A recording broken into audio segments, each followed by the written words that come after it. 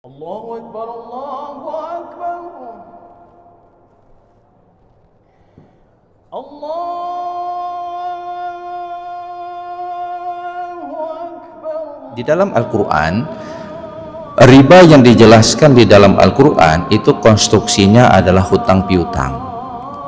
Maka dikenal di sana ada riba al-qardu, riba ad-dain, atau riba jahiliyah.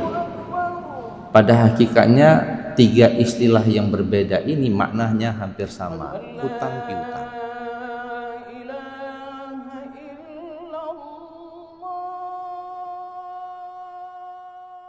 Bismillahirrahmanirrahim. Assalamualaikum warahmatullahi wabarakatuh. Alhamdulillahirabbil alamin wal aqibatu lil muttaqin wala udwana illa 'alal zalimin. Asyhadu an la ilaha illallah wahdahu la syarikalah wa asyhadu anna sayyidana wa nabiyyana Muhammad sallallahu alaihi wasallam. Allahumma la 'ilma lana illa ma 'allamtana innaka antal alimul hakim wa tub 'alaina innaka antat tawwabur rahim. Rabbi shrah li sadri wa yassir li amri wahlul 'uqdatam min lisani yafqahu qawli. Wa qala Allah ta'ala fil Qur'anil Karim, a'udzu billahi minasyaitonir rajim, ya ayyuhalladzina amanu taqullaha wa dharu ma baqiya minar riba in kuntum mu'minin. Shadaqallahul azim. Alhamdulillah, segala puji bagi Allah Subhanahu wa taala atas berbagai nikmat yang masih Allah curahkan kepada kita semua. Semoga semua nikmat yang masih Allah titipkan kepada kita menjadikan kita hamba yang semakin mendekatkan diri kepada Allah Subhanahu wa taala seiring dengan umur kita yang semakin bertambah, semakin menua. Mudah-mudahan dengan kekuatan amal dan keistiqomahan dan memperbanyak doa, nantinya ketika kita menutup hari dan lembaran kehidupan kita, mudah-mudahan kita semua yang hadir di dalam masjid yang mulia ini meninggal dalam husnul khatimah. Salawat dan salam kita sajikan kepada junjungan kita baginda Nabi besar Muhammad sallallahu alaihi wasallam, Rasul yang menjadi uswah dan qudwah bagi kita semua. Kaum muslimin sidang jamaah salat subuh yang dimuliakan oleh Allah, para pendengar Radio Baitur Rahman, Radio RRI yang dimuliakan Allah Subhanahu wa taala. Kita akan lanjutkan kajian kita 2 minggu yang lalu. Masih dalam kaitannya ada 2 yang kita coba bahas. Yang pertama, doa yang selalu kita minta kepada Allah, Allah marzuqna rizqan halalan thayyiban mubarakah. Bahwa kita meminta kepada Allah Subhanahu wa taala rezeki yang dititipkan kepada kita, apakah itu harta ataupun bukan harta, itu menjadikan kita pertama rezeki itu halal, yang kedua baik, yang ketiga berkah. Dalam kaitan hal ini juga kita membahas bagaimana persiapan dari sisi harta ketika kita kemudian memasuki bulan suci Ramadan. Hampir banyak para ustadz sekarang kembali mengulang kaji tentang fikih Ramadan, bagaimana sholat, bagaimana kesiapan kita dan seterusnya. Tapi kita khususnya pada subuh Rabu ini akan membahas bagaimana memastikan bahwa harta yang kita gunakan selama bulan suci Ramadan itu bersumber dari harta yang halal. Kalau harta itu haram, maka rugi kita berpuasa.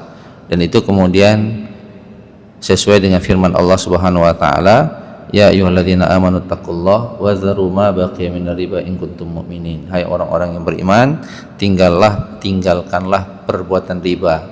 Salah satu sumber harta haram itu adalah riba. Maka Allah mengatakan, hai orang-orang yang beriman, yang dipanggil orang yang beriman, bertakwalah kamu kepada Allah, tinggalkan perbuatan riba apabila kamu beriman. Maknanya apa? Ketika kita ingin menjadi orang yang bertakwa, maka meninggalkan perbuatan riba itu bahagian dari keimanan. Kalau kita tidak meninggalkan perbuatan riba, maka kita tidak beriman. Kalau kita tidak beriman, kita tidak dipanggil oleh Allah untuk berpuasa. Karena orang yang berpuasa adalah yang dipanggil ya ayyuhalladzina amanu kutiba alaikumusiyam. Hai orang-orang yang beriman, diwajibkan kamu berpuasa. Siapakah orang yang beriman? Orang yang beriman adalah mereka yang meninggalkan riba. Kalau dia masih terlibat dengan riba, maka sebenarnya dia belum beriman kepada Allah Subhanahu wa taala. Dalam kaitan ini juga firman Allah Subhanahu wa taala ketika Allah Subhanahu wa taala memanggil orang-orang beriman juga, ya ayyuhalladzina amanu kulu min thayyibat, hai orang-orang yang beriman makanlah yang baik-baik. Tidak dipanggil hai orang-orang yang beriman makanlah yang halal, karena konstruksi keimanan kita kepada Allah memastikan kita meninggalkan perbuatan yang diharamkan oleh Allah Subhanahu wa taala. Apabila orang beriman masih mengambil harta yang sumbernya haram, apakah itu riba? Apakah curang dalam takaran dan timbangan? Apakah tadlis melakukan penipuan? Ataupun terlibat dengan judi? Hari ini ada judi online. Apabila dia masih terlibat dan dia mendapatkan harta dari perbuatan yang diharamkan oleh Allah Subhanahu wa taala, maka sebenarnya imannya kepada Allah belum sempurna. Maka jemaah yang dimuliakan oleh Allah Subhanahu wa taala, kita akan lanjut. Salah satu hal yang sangat penting dalam masalah harta haram ini adalah masalah riba. Kita akan lanjutkan jemaah yang dimuliakan oleh Allah Subhanahu wa taala. Kemarin kita sudah membahas bagaimana kecaman Allah Subhanahu wa taala di dalam Al-Qur'an terkait pelaku riba. Lalu juga kita sudah dilihat bagaimana di dalam hadis. Nah, pada pagi ini kita akan bahas bagaimana riba itu terjadi. Jemaah yang dimuliakan oleh Allah Subhanahu wa taala, di dalam Al-Qur'an riba yang dijelaskan di dalam Al-Quran itu konstruksinya adalah hutang piutang. Maka dikenal di sana ada riba al-qardu, riba ad-dain, atau riba jahiliyah. Pada hakikatnya tiga istilah yang berbeda ini maknanya hampir sama, hutang piutang. Kalau saya memberikan kepada Bapak 10 juta, nanti ketika dikembalikan tambah 10%. 10%, maka kembalikanlah 10 juta ditambah 1 juta misalnya, maka 11 juta. Itu adalah riba karena konstruksinya adalah hutang piutang, pinjam meminjam. Bapak Ibu yang dimuliakan oleh Allah, hal ini juga kemudian ditegaskan di dalam sebuah kaidah, kullu qardin jara naf'an fahuwa riba. Setiap akad al-qard yang kemudian mendatangkan manfaat bagi si pemberi hutang maka masuk dalam kategori riba. Jadi transaksi ribawi yang dijelaskan di dalam Al-Quran, jamaah yang dimuliakan oleh Allah, adalah transaksi ribawi yang terjadi di dalam kegiatan hutang piutang, pinjam meminjam, ataupun juga disebut dengan riba ad-dain ataupun riba jahiliyah. Jadi riba jahiliyah itu terjadi ketika seseorang itu menghutangkan uang kepada orang lain, nanti ketika dikembalikan dalam bentuk yang lebih. Bapak Ibu, bagaimana kalau kemudian saya mengembalikannya lebih tapi tidak diminta? Kalau saya membuat akad, ini saya kasih pinjam kepada Bapak ataupun hutang 10 juta, nanti kembalikan 11 juta, saya buat perjanjian di awal, maka itu riba. Tapi kalau kemudian tidak dibuat perjanjian atas kesadaran diri kita sebagai orang penerima hutang karena kita membutuhkan uang, maka itu sunnah hukumnya selama tidak diperjanjikan. Hal ini terjadi sama Rasulullah, sudah berapa kali kita jelaskan di sini. Rasulullah pernah berhutang sama seorang Yahudi, itu seekor unta dengan umur 2 tahun. Diminta untuk kemudian dibayar hutangnya, maka Rasulullah memerintahkan Umar bin Khattab mencari unta yang umurnya 2 tahun. Ternyata tidak ada. Mutar Umar bin Khattab di kota Madinah, tidak ketemu dengan unta yang umurnya 2 tahun. Maka Umar mengatakan, ya Rasulullah, hanya ada unta dengan umur 3 tahun, berarti dagingnya lebih banyak, ya, kemudian harganya lebih mahal. Maka kemudian kata Rasulullah, wahai Umar, ambil, bayarkan kepada dia. Umar mengatakan, ya Rasulullah, bukankah ini riba? Apa kata Rasulullah? Sebaik-baik orang yang berhutang ketika melunasinya membayar lebih. Bapak Ibu, logika sederhana, saya berhutang sama Bapak 20 juta, ketika saya kembalikan saya kasih 22 juta, Bapak bahagia nggak? Bahagia Pak. Besok saya minta utang lagi, kasih nggak? Pasti kebayang, ini pasti lebih lagi nanti dibayar. Ini implementasi dari hadis Rasulullah, ma la yashkurun nas la yashkurullah. Mereka yang tidak pandai berterima kasih kepada manusia, dia tidak pandai berterima kasih kepada Allah. Jadi sebenarnya hutang piutang itu kan sifatnya ta'awun, takaful, tolong menolong. Maka ketika saya dibantu oleh bapak, saya butuh uang, anak saya mau kuliah ini lagi bayar SPP di beberapa kampus, nggak punya uang, saya pinjam uang sama bapak 10 juta untuk bayar SPP anak saya, berarti saya kan mendapatkan bantuan. Apa salahnya ketika saya punya uang, saya berterima kasih atas bantuan bapak? Ketika orang menghutangkan, dia mendapatkan pahala. Ketika kita membayar hutang, kita ingin juga mendapatkan pahala. Bagaimana membuat orang itu bahagia? Dengan kita membawa kelebihan dari uang yang kita hutang, lebih dari yang sebenarnya. Maka Bapak Ibu yang dimuliakan oleh Allah, indah sekali Islam. Satu sisi kita disuruh tolong orang lain, di sisi lain orang yang ditolong berterima kasih. Cuman dalam masyarakat kita, jangankan ngasih lebih, utang yang ada aja nggak dibayar, itu yang jadi masalah. Utang aja nggak dibayar, apalagi berharap lebih. Nah, ini jamaah yang dimuliakan oleh Allah, ini problem dalam kehidupan sosial kita. Juga kemudian masyarakat kita gemar berhutang tapi tidak gemar membayar. Nah, ini jadi masalah. Nah, Bapak Ibu yang dimuliakan oleh Allah, lalu kemudian di dalam hadis Rasulullah SAW itu menjelaskan dua jenis riba berikutnya. Jadi riba hutang piutang, atau disebut dengan riba ad-dain atau riba al-qardu, atau juga kemudian riba jahiliyah. Di dalam hadis kemudian Rasulullah SAW menyebutkan dua jenis riba berikutnya. An Ubadah bin Samit qala qala Rasulullah SAW, al-dhahab bil-dhahab wal fiddah bil-fiddah wal burru bil-burri bis-sya'ir bis-sya'ir wat tamar bit-tamar wal milhi bil-milhi mislan bi-mislin sawa'an bi-sawa'in yadan biyadin. Fa idza ikhtalafa hadhil asnaf fabi'u kaifa syi'tum idza kana yadan biyadin. Dari Ubadah bin Samit, dia berkata Rasulullah sallallahu alaihi wasallam bersabda, emas dengan emas, perak dengan perak, gandum dengan gandum, barli dengan barli, ataupun ini juga jerau, dia sejenis makanan. Kemudian kurma dengan kurma, garam dengan garam, tidak mengapa jika dipertukarkan dengan takaran yang sama beratnya dan dilakukan secara tunai. Jika jenisnya berbeda, fa idza ikhtalafal hadhil asnaf, apabila 6 jenis komoditi ribawi ini berbeda jenis, maka juallah sesuka hatimu dengan tunai dan langsung serah terima. Artinya kalau dia kemudian berbeda jenis, maka boleh timbangannya berbeda tapi harus dilakukan secara tunai. Nah, di sini nanti Bapak Ibu, di dalam hadis riba muncul dua jenis baru.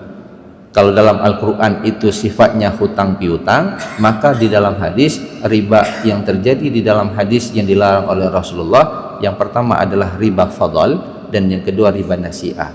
Apa yang dimaksud dengan riba fadl? Pertukaran barang ribawi. Nah, barang ribawi, Bapak Ibu yang dimuliakan oleh Allah, di dalam hadis ini dijelaskan ada 6. Para ulama kemudian menyimpulkan bahwa barang ribawi ini, Bapak Ibu yang dimuliakan oleh Allah Subhanahu wa taala, dikategorikan dalam dua klaster.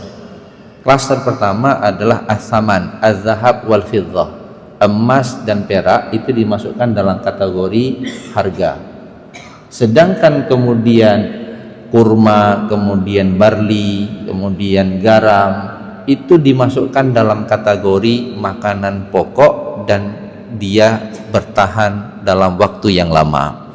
Maka jemaah yang dimuliakan oleh Allah, apabila dipertukarkan emas dengan emas, boleh, tapi syaratnya harus dilakukan tunai dan jenis beratnya juga sama.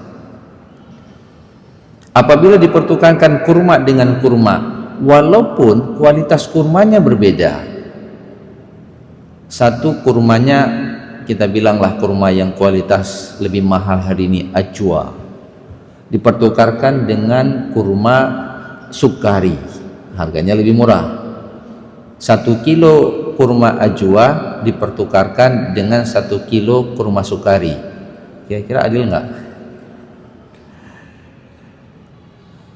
Kurma ajwa lebih mahal Ustaz, kurma sukari lebih murah.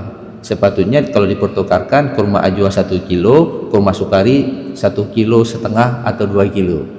Apabila dipertukarkan jenisnya kurma, walaupun kualitas kurmanya berbeda, maka hukumnya haram.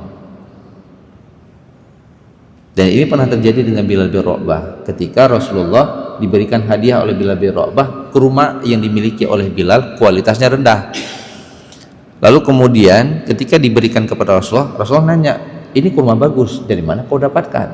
Apa kata Bilal? Aku pertukarkan 2 sak kurma yang aku miliki dengan kurma 1 sak yang jenisnya kualitasnya bagus. Apa kata Rasulullah? Ini dilakukan secara tunai, tapi kuantitasnya berbeda dan kualitasnya berbeda. Kata Rasulullah, ini riba wahai Bilal. Maka kemudian Bilal bertanya, bagaimana ya Rasulullah? Maka Rasulullah mengatakan, jual dulu 2 sak kurma yang kamu miliki, jadikan dia uang. Kan dijual nih, dapat uang kan? Berbeda klasternya, tadi klaster uang, klaster harga, satu lagi makanan pokok. Dapat kamu uangnya, maka beli kurma yang kualitasnya lebih baik. Maka jemaah yang dimuliakan oleh Allah Subhanahu wa taala, apabila kemudian kualitas dan kuantitasnya pada posisinya yang sama dengan barang yang sama, itu harus dilakukan, harus sama ukurannya dan harus dilakukan tunai. Nanti di hari raya ada tukar uang, ya kan? Rupiah lama dengan rupiah baru, ya kan? Nah, apabila kita pertukarkan rupiah yang lama dengan rupiah yang baru, yang lama 1.020.000 lalu diberikan uang baru 1 juta, itu riba. 20.000 itu riba. Kenapa? Karena jenis uangnya sama, jumlahnya sama. Apabila kemudian jamaah yang dimuliakan oleh Allah, ada orang, nah ini kita datang ke bank, lalu bank bisa minta tambahan 20.000, hukumnya jadi haram. Tapi ada orang yang dia membantu kita asik dagang nih di pasar, nggak sempat ke bank ngantri, lalu dia tukarkan uang, dia bawa ke pasar. Bu, Pak, ada yang mau tukar uang nih nggak? Ini uang baru nih, besok hari raya. Uang 1 juta, yang 55.000 dan yang 22.000 atau uang 10.000. Dia bilang, kalau saya tukar sama kamu berapa? Ya tambah uang 20.000, Bu. Jadi 1 juta uang 5.000 baru, Bapak Ibu kasih kepada saya 1 juta uang lama, tapi tambah 20.000. 20.000 itu uang apa? Apakah riba? Dia bilang enggak, ini ujroh. Karena saya tadi ngantri di bank. Saya ngantri di bank nih. Kan saya ngantri di bank, saya datang ke bank, kan ada biaya yang saya keluarkan. Maka yang 20.000 ini tidak termasuk dalam kategori ribawi. Tapi kalau itu dipertukarkan di bank, ini tempat pertukaran bank, pertukarannya, maka itu hukumnya menjadi haram, riba. Tapi kalau ada orang yang kemudian datang khusus untuk melakukan penukaran uang, di situ dia ada parkir, di situ dia harus antri, maka dia minta ujroh. Ujrohnya itu tidak masuk dalam kategori riba karena dia mengeluarkan biaya ataupun menginvestasikan waktu untuk membantu penukaran uang kita. Bapak Ibu yang dimuliakan oleh Allah, tukar money changer, ya kan? 1 ringgit dengan 4.000 kalau uang rupiah, kita bilanglah sekitar itu penukarannya, ataupun dolar. Ini jenisnya berbeda antara emas dengan perak. Karena jenisnya berbeda, maka Rasulullah SAW mengatakan, fa'idha talafal hazil asnaf, apabila jenisnya berbeda, fabi'u kaifa syi'tum, maka silakan kamu melakukan transaksi idza kana yadan biyadin, cash and carry. Tidak boleh delay payment. Kalau terjadi delay payment, maka masuk dalam kategori riba nasi'ah. Jadi riba nasi'ah ataupun riba baik, dia melakukan transaksi tidak secara tunai. Karena dia tidak melakukan secara tunai, terjadilah penambahan dari sisi waktu ataupun pergeseran angka dan nilai, maka itu masuk dalam kategori riba nasi'ah. Nah, sekarang saya bawa dalam transaksi bank, ya. Jadi para ulama tadi sudah menyepakati ilat dari 6 komoditi ribawi ini. Nanti kalau ada pertanyaan bagaimana mempertukarkan beras di bulan puasa nanti, kalau kita keluarkan zakat dalam bentuk beras zakat fitrah, kan dicampur, beras yang kualitas baik dengan kualitas yang tidak baik kan dicampur. Lalu datang kita, dapatlah kita 2 sak misalnya 15 kilo, kita bawa ke pasar, kita bilang, nyo beras fitrah, boleh nggak saya dapatkan yang kualitas nomor 1? Boleh katanya. Berarti 2 sak 15 kilo, 30 kilo saya tukarkan dengan yang 20 kilo yang kualitas pertama. maka hukumnya juga riba. Kalau ini di kategori makanan pokok, sama dengan kurma. Bagaimana caranya? Jual dulu, jadikan dia uang, baru beli kualitas nomor 1. Nah, Bapak Ibu, bagaimana kemudian terjadi dalam transaksi perbankan? Dalam transaksi perbankan itu terjadi 2 riba secara bank konvensional dalam hal ini. Yang pertama, Bapak menyimpan uang dalam bentuk deposito. Ini saya ingin mengingatkan kita semua. Kita mempunyai uang, kita depositokan di bank konven. Lalu uang kita diputar, diberikan kepada orang lain dalam bentuk hutang piutang. Datang seorang nasabah yang butuh uang, dia minta sama bank dikasih pinjam. Underlying asetnya apa? Uang. Bapak ngambil 50 juta, 100 juta, bunganya 10%. Nah, itu riba ad-dain. Berarti Bapak nanti kembalikan per tahun 100 juta ditambah 10%. 10%-nya 10 juta per tahun. Maka tahun pertama tambah 10 juta. Kalau Bapak pinjam selama 10 tahun, maka ribanya 100%. Maka ketika saya pinjam 100 juta, kembalikannya 10 tahun kemudian harganya sebanyak 200 juta. Tinggal dikali saja. Ini riba ad-dain. Lalu ada orang mengatakan, saya bukan pinjam Pak, saya putar investasi, saya buat kegiatan usaha. Datang saya ke bank, saya punya investasi, bank konven ngasih uang kepada saya, lalu saya putar dalam bisnis. Apakah itu termasuk riba? Pertanyaannya, bank memberikan uang dalam bentuk investasi kepada Bapak, usahanya atau uangnya? Kalau uangnya yang dijadikan underlying aset, maka itulah riba nasi'ah, diputar dalam dalam transaksi perdagangan. Saya kasih kepada Bapak 100 juta, Bapak putar dalam bisnis, dia minta 10% juga, maka hukumnya menjadi riba. Kenapa? Karena underlying asetnya yang dipertukarkan adalah uang. Pertanyaannya, bagaimana dengan bank syariah? Bank syariah ditukarkan dari transaksi uang kepada barang. Itu yang disebut dengan bai' al-murabahah. Kalau Bapak datang ke bank konven ingin dapatkan mobil, beli mobil nih, dikasih uang kepada Bapak, bukan dikasih mobil. Lalu kemudian uang itu Bapak beli mobil, kan sama juga transaksi jual beli, tapi yang dijadikan underlying asetnya bukan mobil, uang yang Bapak pinjam. Nah, yang namanya uang 100 juta, kembalikannya tambah 10%, itulah riba nasi'ah. Karena uang. Datang bank syariah, bagaimana supaya tidak riba? Dia lakukanlah transaksi jual beli. Uang yang dikasih kepada Bapak, beli mobil. Mobil itu milik siapa? Milik bank. Lalu bank menjual. Nah, ini diubah klasternya, Pak. Itu maksudnya.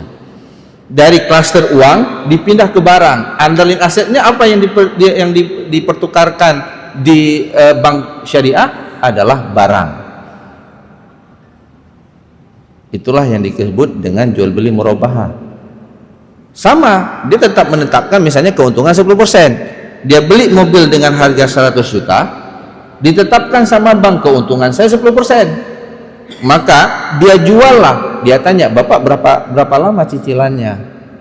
Cicilan saya 2 tahun. Berarti 2 tahun 10% tambah 10% jadi 20%. Maka kalau Bapak beli mobil dengan harga 100 juta, Bapak harus tambah dengan 20 juta berikutnya. Maka bank membuat harga perolehan barang 100 juta ditambah keuntungan bank 20 juta, maka dijual. Akad transaksi berikutnya adalah jual beli barang dengan harga mobil 120 juta. Dipindah dari klaster uang kepada barang. Terbentuklah hutang. Nah, hutang itu yang kemudian dibayar secara cicilan selama 2 tahun. Kalau kita lihat pada pola cicilannya, tidak ada beda antara bank syariah dengan bank konven. Itu yang saya ingin katakan. Maka orang sering mengatakan, Ustadz, hana beda Ustadz, sami mawon katanya. Satu pakai akad bismillah, satu nggak pakai basmalah. Kalau kita pakai dua-dua kan sama aja Ustadz. Beda Bapak. Yang satu menjadikan uang sebagai underlying aset, yang satu menjadikan barang sebagai underlying aset. Jadi uang dipindah ke barang. Terjadilah transaksi jual beli. Sederhananya begini, saya butuh mobil, Bapak minta saya untuk beli mobil, saya pergi ke Medan, saya belilah mobil dengan keinginan Bapak 100 juta kan, saya bawa pulang mobil, lalu saya bilang, Pak, ini ada biaya Pak, biaya transportasi, biaya pembelian, dan tambah untung saya Pak, karena Bapak nggak bayar tunai, ya Bapak bayar secara cicilan, saya minta keuntungan sekian. Sah nggak? Sah Pak. Jadi saya beli barang dengan harga 100 juta, saya ingin dapatkan keuntungan 20 juta, saya jual kepada Bapak 120 juta, lalu Bapak bayar cicilan. Dia bukan hutang uang, tapi dia hutang barang, harga barang itu terbentuk menjadi hutang. Nah, cuman karena bank syariah ini nggak bisa punya showroom, nggak bisa dagang langsung, dia nggak ada barang, maka dibuatlah akad baru, namanya akad wakalah. Nah, ini yang jadi tikungannya Pak. Pas dikasih uang kepada Bapak nggak beli mobil, uangnya Bapak pakai, hukumnya menjadi haram. Karena kegiatan murabahah jual beli yang ada di dalam bank syariah itu harus memenuhi rukun dan syarat. Salah satu syaratnya ada barang yang diperjualbelikan.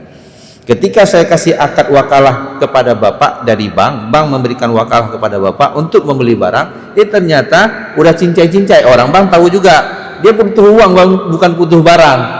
Dia buat akad jual beli, barang nggak ada, maka rukun jual beli tidak terpenuhi, hukumnya menjadi haram. Keuntungan bank haram, perbuatan itu menjadi haram, batal.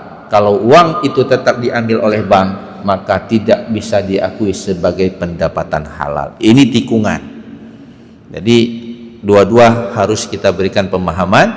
Ada nasabah datang ke bank, saya butuh uang nih jelang hari raya. Dibilang sama si AU, account officer ataupun ahli olah. Saya sering goro seperti itu, ahli olah. Pak, nggak bisa pinjam uang Pak, harus ada underlying aset barang. Nggak apa-apa, kita buat aja kwitansi jual beli mobil. Mobilnya nggak dibeli Pak, hukumnya haram. Karena yang diperdagangkan adalah uang. Kalau uang yang diperdagangkan, hukumnya menjadi haram. Karena dalam Islam uang itu sebagai alat bayar, bukan barang yang bisa diperdagangkan. Kalau dia diperdagangkan, dia harus dilakukan tunai dan dibayar dengan harga yang sama. Apabila lebih, itu menjadi hukumnya haram. Tapi ketika dipindah menjadi barang, lalu kita ingin ambil keuntungan, maka itu menjadi boleh. Maka jamaah yang dimuliakan oleh Allah Subhanahu wa taala, kita pastikan tidak ada harta kita yang berputar dalam kegiatan yang mengandung unsur riba. Saya ingin simpulkan bahwa di dalam Al-Quran, riba yang dilarang adalah riba hutang piutang, sedangkan di dalam hadis itu ada dua riba berikutnya yang dikomoditikan kepada dua komoditas. Yang pertama makanan pokok, yang kedua alat tukar, yaitu uang. Apabila dipertukarkan harus dilakukan, kalau barangnya sama, harus dipertukarkan secara sama kualitasnya, sama kuantitasnya, dan juga harus dilakukan tunai. Apabila berbeda klasternya, maka boleh dilakukan pertukaran dengan perbedaan rupiah dengan ringgit. Boleh berbeda 3.000 dengan 1 ringgit, nggak mungkin kita samakan, tapi harus dilakukan tunai. Kalau berbeda dari sisi jenis lalu tidak dilakukan secara tunai, dia jadilah riba nasi'ah. Kalau sama jenisnya terjadi perbedaan, maka dia masuk dalam kategori riba fadl. Nah, mudah-mudahan jemaah yang dimuliakan oleh Allah, kita pastikan tidak ada harta kita yang kita dapatkan secara riba, termasuk kita yang mendepositokan uang di bank konvensional yang mendapatkan bunga, karena kita tetap mendukung kegiatan ribawi yang dilakukan dalam aktivitas perbankan yang tidak sesuai dengan syariah. Dan para ulama sudah sepakat bahwa bank yang menggunakan pola ribawi hukumnya adalah haram. Mudah-mudahan Allah Subhanahu wa taala memberikan hidayah kepada kita, dan mudah-mudahan harta yang kita dapatkan selalu halalan, thayyiban, mubarakah. Amin ya rabbal alamin. Hadanallahu wa iyyakum ajmain. Assalamualaikum warahmatullahi wabarakatuh.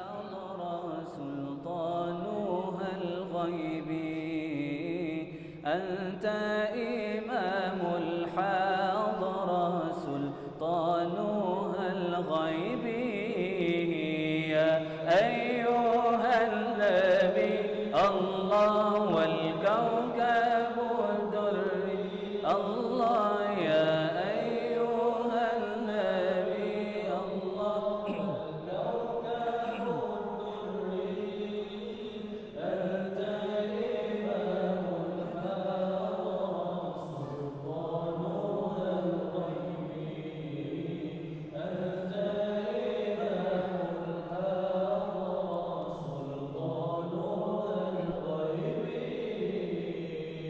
فإني عبد حملي ثقيل فإني عبد حملي ثقيل ولي ذنوب مثل الرمال ولي ذنوب مثل الرمال يا أيها النبي الله والكوكب الدري الله يا أيها النبي الله والكوكب الدري أنت إمام الحضرة سلطانها الغيبي وأنت إمام الحضرة سلطانها الغيبي الله لا نبينا الله صل الله لا نبينا الله هموما جذب الله الله